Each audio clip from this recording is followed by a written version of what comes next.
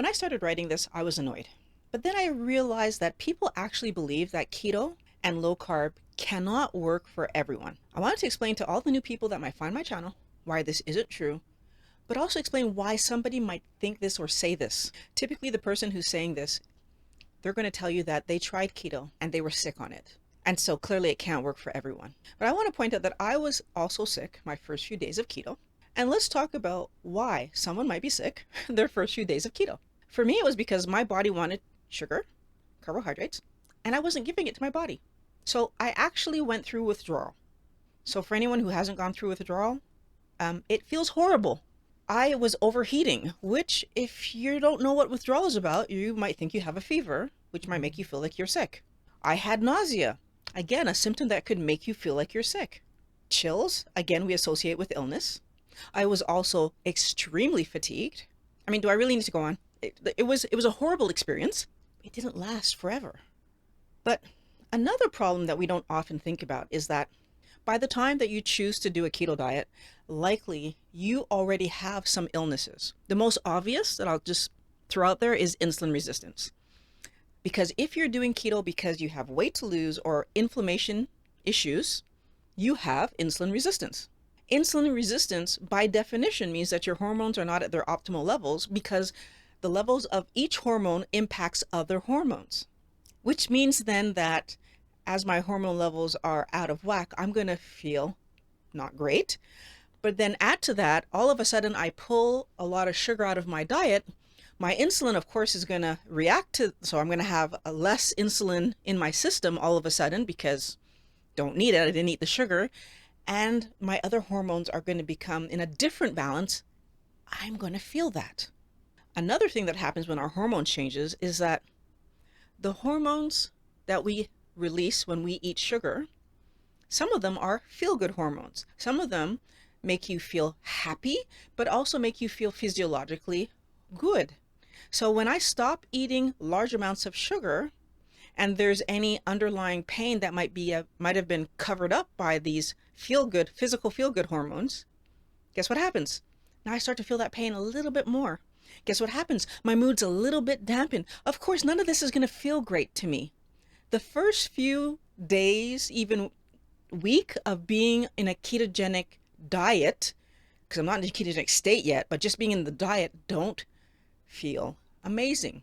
I want to go back to the flu things. I just realized the other thing is that perpetual keto flu that people talk about.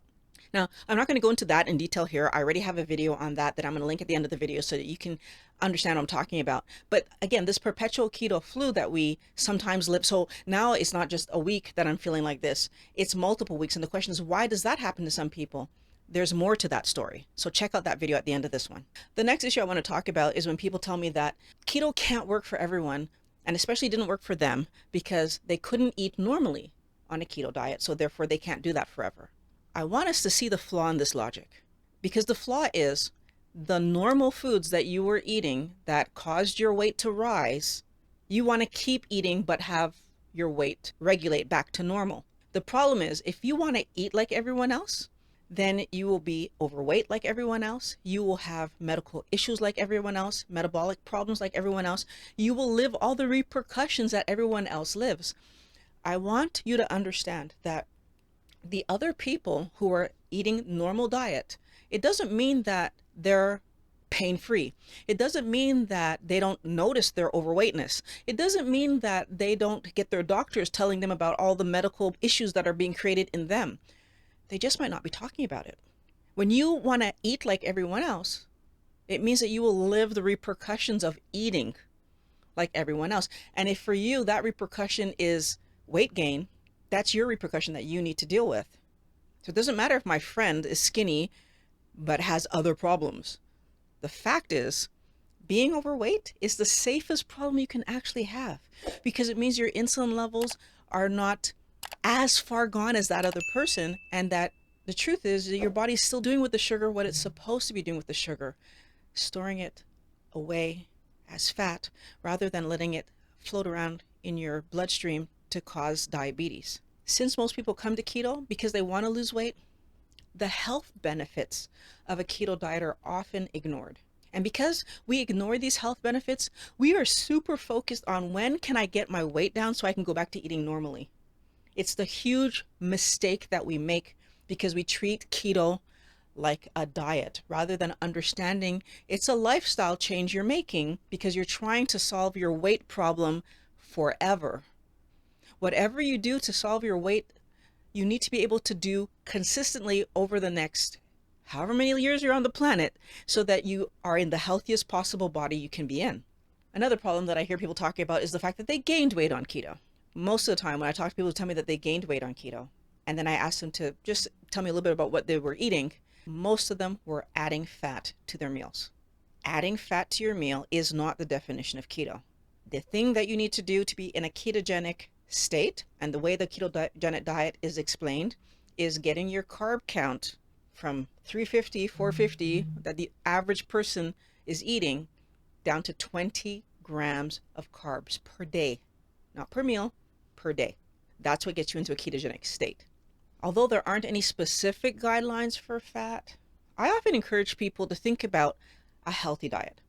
On a healthy diet, if you were at normal weight, what would be the recommended amount of fat and protein that you should be eating every day? In my case, that means eating 90 grams of protein and 164 grams of fat with my carb count at 20 or less every day.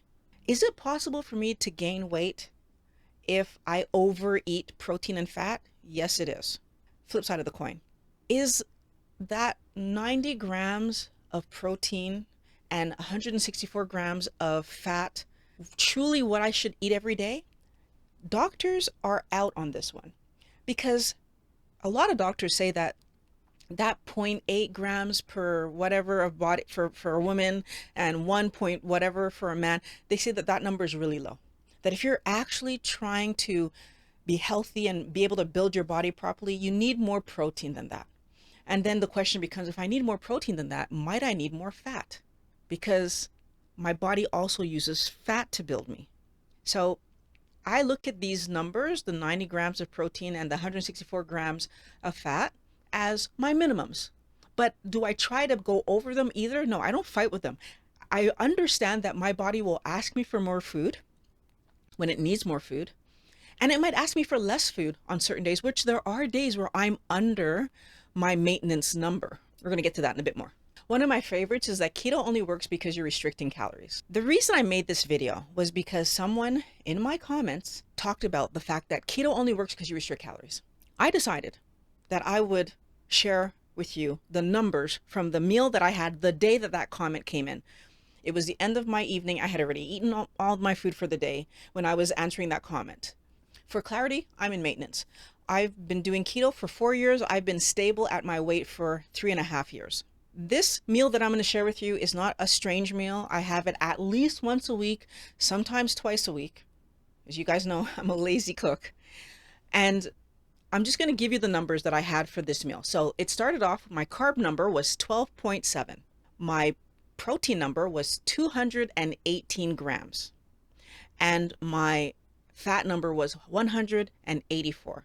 So right away, we see that I'm under my 20 grams of carbs per day, but I'm over my 90 grams of protein and my 164 grams of fat. I want to make sure that you understand that restricting your calorie intake while you do keto keeps you in a low-fat mindset. And for most people that I've ever spoken to who are still in this low-calorie idea, whenever we discuss the foods they're putting on their plate, they are much more likely to eat the carb that's on their plate and much less likely to eat the protein and fat that's on their plate.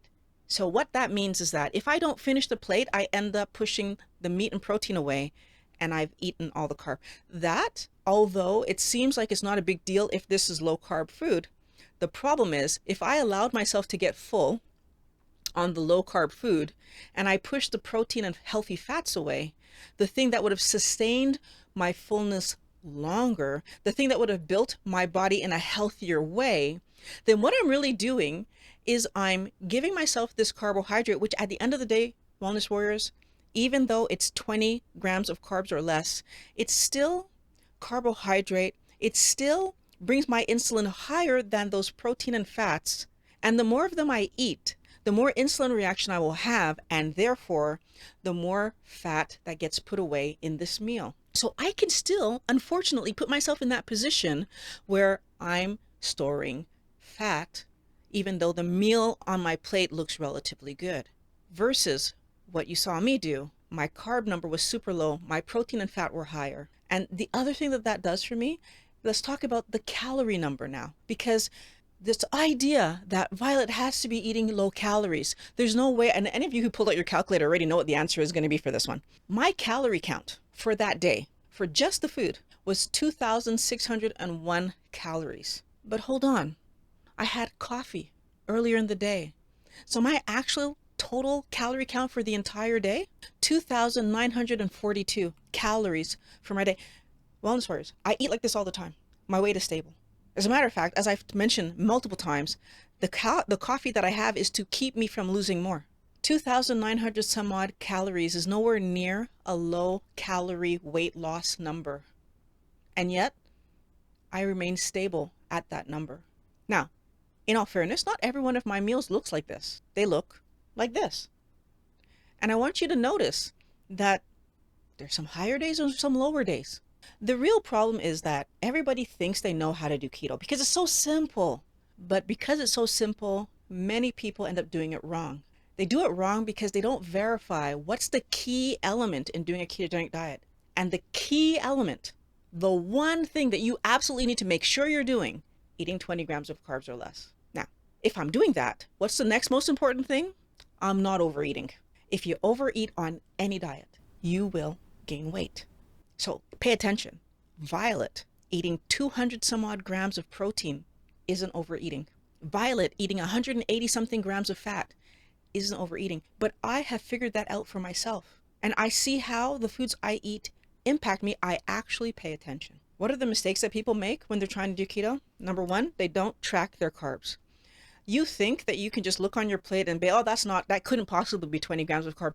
We didn't know that we were eating 350 to 450 grams of carbs when we were eating a normal diet, because most of the foods that we eat that are high in carb don't have sugar written on them. We think rice is healthy. We think pasta is healthy. We think potatoes are healthy. Those are high sugar foods. You actually need to weigh your food, put it in some kind of tracking calculator app on your phone or your computer so that you can see how much sugar is in the food that you're eating. I don't want you to do it by percentage. I want you to do it by carb number. So 15.2 grams of carb, if that's what it is, not 5% or 4%. That leaves room for error, because the more food, if I were to try to track by percentage based on my 2,900 calories per day, I would eat more than 20 grams of carbs in a day. It's really important to understand that distinction. The second mistake that you might be making that I want you to correct is eating fake food. Processed food is not good for our body. Our body was not built for these fake foods, and they get processed way too quickly.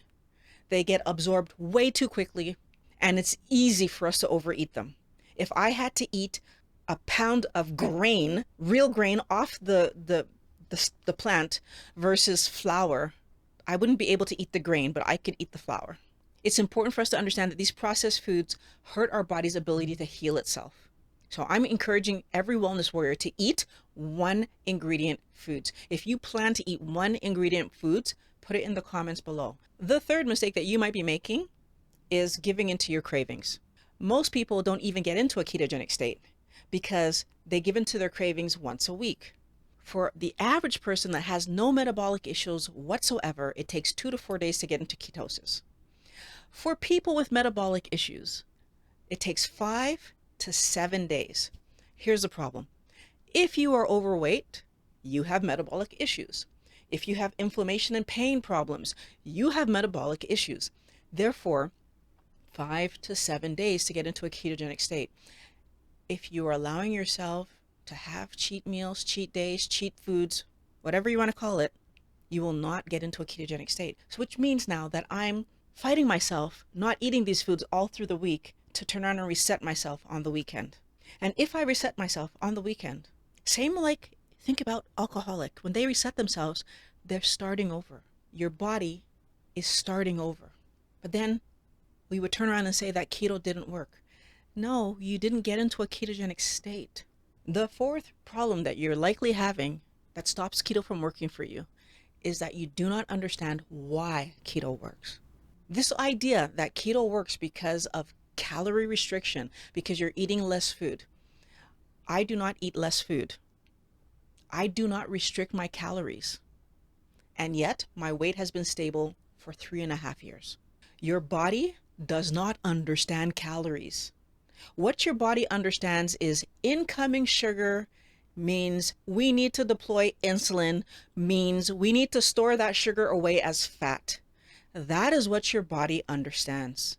If your body has damage and you cannot produce insulin, you are a type 1 diabetic and you will not be able to store fat. If you are producing too much insulin and your body becomes insensitive to insulin, you will be a type 2 diabetic, meaning that you need to push your body harder for it to respond to insulin. The same way that an alcoholic can drink a drink and not feel anything, they have to push their body harder, drinking 7 drinks before they feel something. I need you to remember that one drink doesn't make an alcoholic. It's years of drinking and believing that the alcohol isn't doing anything. One meal isn't going to make you a type 1 diabetic, but years of overeating sugar and believing that you can eat whatever you want because my body's managing it, that's what causes you to be a type 2 diabetic, because your body can only manage it for so long. If you do keto correctly, what you get is far more important than weight loss. What you get is that your body will be able to reset itself and get your insulin levels back to their normal levels, which means that your internal health can also start to regulate and you will be healthier all the way around. And that's major. My joint pains that I had for 20 plus years regulated after 3 months. My weight issue that I had had for several years regulated after 5 months. What metabolic issues might you be able to solve if you allow yourself to understand how your body works, how sugar impacts your body, and allow yourself to do a healthy keto diet? It's time to take action. To ensure your success, you're going to need to understand why you might feel ill when you start a keto diet. So I want you to click on the video that's right there. I'm going to join you there and we're going to talk about keto flu and make sure that it doesn't stop you from doing what's best and healthiest for your body and your future.